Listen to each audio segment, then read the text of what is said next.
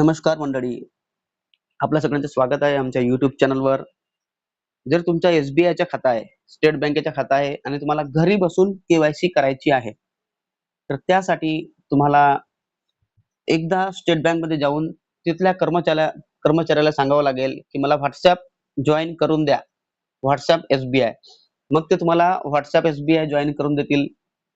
तर ते झाल्यानंतर जसं तुमचं झालं, तुम्ही घरी बसल्या ह्या एस-बी-आयवर स्टेट बँकेच्या खात्यावर पाहू शकता तुम्ही.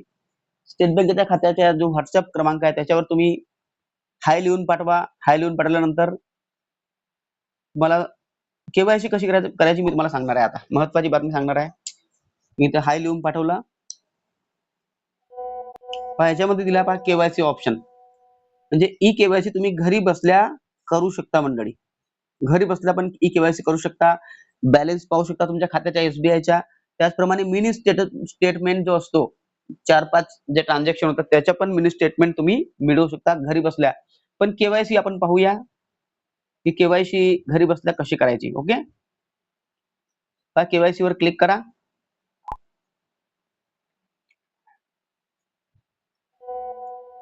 त्यानंतर अशा प्रकारचे ऑप्शन येईल के-वाय-सी अपडेट.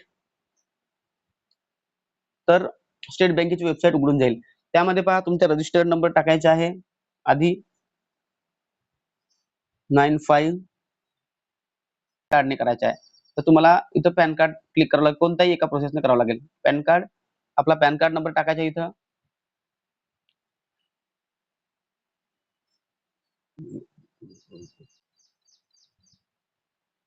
त्याला मी सबमिट करून घेतो मंडळी. पाहून घेतो तुम्ही. पहा ओटीपी व्हेरिफाईड झाली.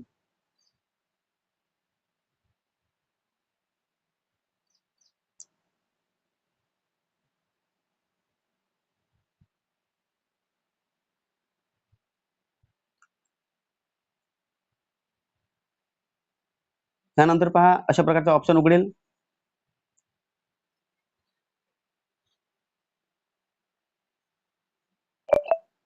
पुन्हा एक ओटीपी येईल.